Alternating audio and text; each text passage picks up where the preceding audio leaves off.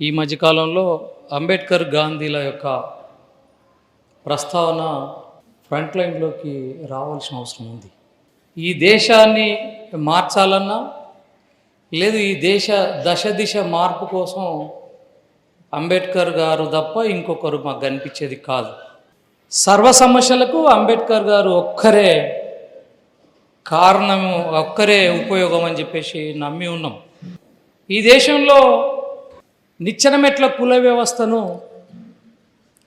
కొంతమంది భారతీయులను బానిసలుగా చేసుకోవడం కోసం నిచ్చెనమెట్ల కుల వ్యవస్థను నిర్మించి ఆ నిచ్చెనమెట్ల కుల వ్యవస్థ ధ్వంసం కాకుండా జాగ్రత్తగా మతం పేరుతోటి ఆ వ్యవస్థ అట్లాగే కొనసాగడం కోసం కుల మతాల నిర్మాణం చాలా జాగ్రత్తగా ఈ దేశంలో నిర్మిస్తూ మనుషులను మనుషులుగా కూడా హెచ్చు తగ్గుల వ్యవస్థతోటి అసమానతలను కొనసాగిస్తూ వాళ్ళ కాలం వెల్లదీస్తూ ఉన్నటువంటి పరిస్థితి ఉంది.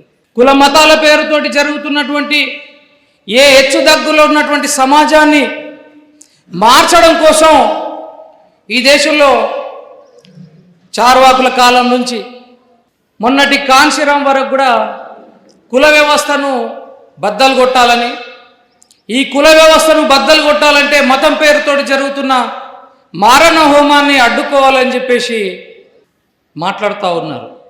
కుల మతాల వ్యవస్థ రూపుమాపడం కోసం అంబేద్కర్ గారు అనేక రకాల వాదనలు ముందుకు తీసుకొచ్చారు. నేను హిందువుగా పుట్టి ఉండొచ్చు, కానీ నేను హిందువుగా చావను అని ఒక నినాదం ఇస్తాడు. హిందువుగా అయినా పుట్టిన నేను హిందువుగా ఎందుకు చావనున్నాడు? నిచ్చెనమెట్ల కుల వ్యవస్థ హిందూ మతంలో ఉన్నది కాబట్టి ఆ మతాన్ని వదిలేసి నేను బయటికి పోతా అని చెప్పిండు. ఇవాళ అదే నినాదాన్ని మాట్లాడే అనేక మంది బహుజన నేతలు బాబాసాహెబ్ అంబేద్కర్ బొమ్మ కింద కులం పేరుతో మతం పేరుతో జాతిని నీతిని నిర్మించలేమని చెప్పేసి చెబుతూ కానీ కులాలను ఆర్గనైజ్ చేస్తూ ఉన్నారు.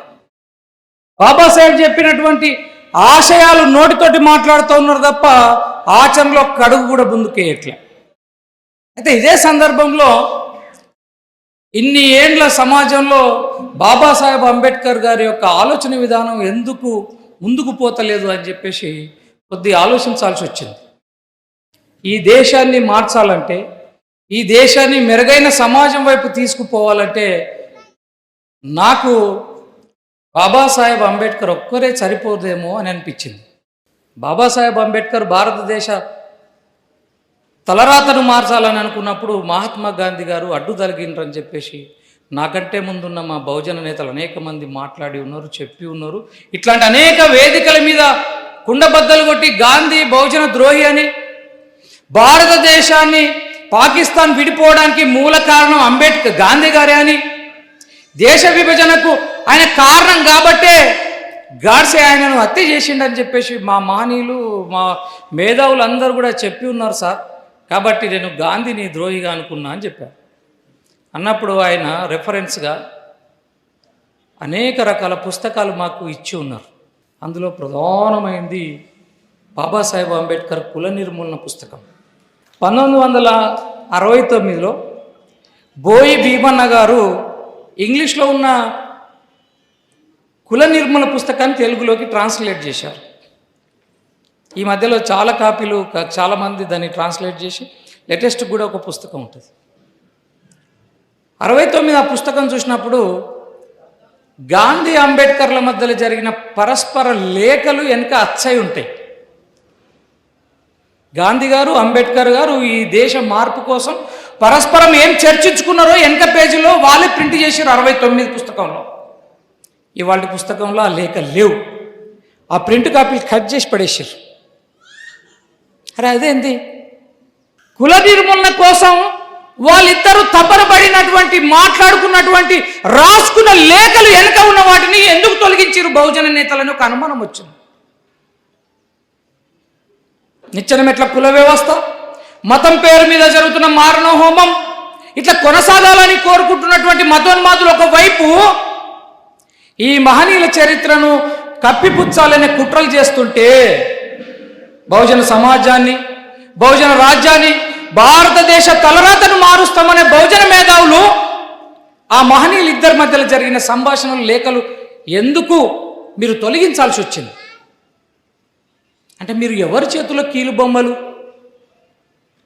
ఇవాళ ఈ దేశ ప్రజలకి బహుజన మేధావులు అంబేద్కరిస్టులు సమాధానం చెప్పాలి. గాంధీ అంబేద్కర్ల మధ్యలో శత్రుత్వాన్ని పెంచినటువంటి మతల్వాదులకు మీరు వాళ్ళ చేతిలో కీలుబొమ్మలయ్యి మీ మేధస్సు, మీ ఆలోచన విధానం, మీ పోరాటం అంతా కూడా ఇవాళ మనవాదులు డిసైడ్ చేస్తూ ఉన్నారు. నువ్వు మాట్లాడే మాట, నువ్వు నడిచే నడక, నువ్వు చేసే పోరాటాన్ని మనవాదులు డైవర్ట్ చేసుకుంటా పోతా ఉన్నారు. కాబట్టి ఇవాళ దేశంలో దాయబడిన చరిత్రను బద్దలు కొట్టాలనే సామాజిక విప్లవ రణబేరి ఇవాళ గాంధీ అంబేద్కర్ల యొక్క నిజమైన చరిత్రను బయటికి తీసుకురావడం కంకణం కట్టుకున్నాం. ఆర్యవైశ్య సంఘం వల్ల బిల్డింగ్ ఇచ్చారు, అన్ని ఏర్పాట్లు చేశారు. అందులో నుంచి ఒక ఆర్ఎస్ఎస్ ప్రముఖ ఒక ఆయన వచ్చిండు. ఏమంటాడు? అయ్యా మీరు ఇన్ని రోజులు బాబాసాహెబ్ అంబేద్కర్ గురించి మాట్లాడారు, మేము ఇప్పుడు అన్నామా? ఆయన కోమట, ఆయన్ని గాంధీ కులమే. ఆయన ఏమంటాడు? దొంగ గాంధీ, గాంధీ గురించి ఎందుకు మాట్లాడుతావు? గాంధీ గురించి సామాజిక విప్లవ రణబేరికి ఏం అవసరం? నిజంగా ఈ క్రమంలో మాకు అనేక రకాల ప్రశ్నలు వచ్చినాయి. ముందుగా వచ్చిన ప్రశ్న, బాబాసాహెబ్ అంబేద్కర్ గారు రిజర్వేషన్లు అడిగిండు, గాంధీ అడ్డుకున్నారు, అందుకే దాన్నే పూనా ఒడంబడిక అంటారు. బాబాసాహెబ్ అంబేద్కర్ కులాంతర వివాహాలు కోరుకున్నాడు.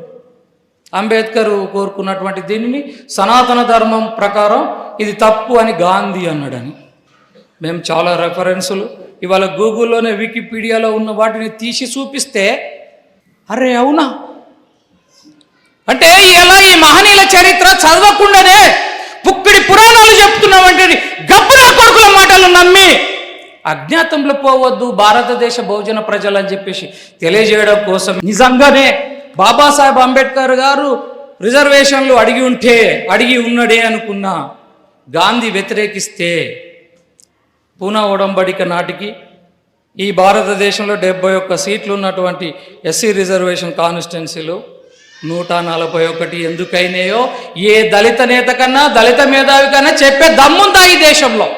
భారత్ పాక్ విడిపోయినప్పుడు మెక్డొనాల్డ్ ఆ రోజు బ్రిటిష్ ప్రధానమంత్రి పాక్ భారతదేశం విడిపోయినాక ఇంకా ఈ భారతదేశాన్ని ఎన్ని పద్ధతులుగా విడగొట్టాలి అని చెప్పేసి కుట్రలో భాగంగానే కమ్యూనల్ అవార్డ్స్ వచ్చినాయి.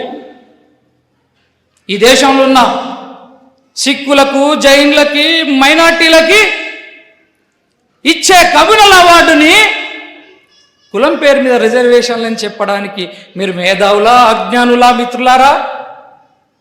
కులం పేరు మీద, మతం పేరు మీద ఇచ్చే ఆ రిజర్వేషన్లను బాబాసాహెబ్ గారి ఎత్తుగడల ద్వారా, గాంధీ గారు ఒప్పుకోవడం ద్వారా 70 సీట్లు 140 సీట్లనే ఆయన ఇక్కడ ఇద్దరి మధ్యలో ఆడకొట్లాటున్నది.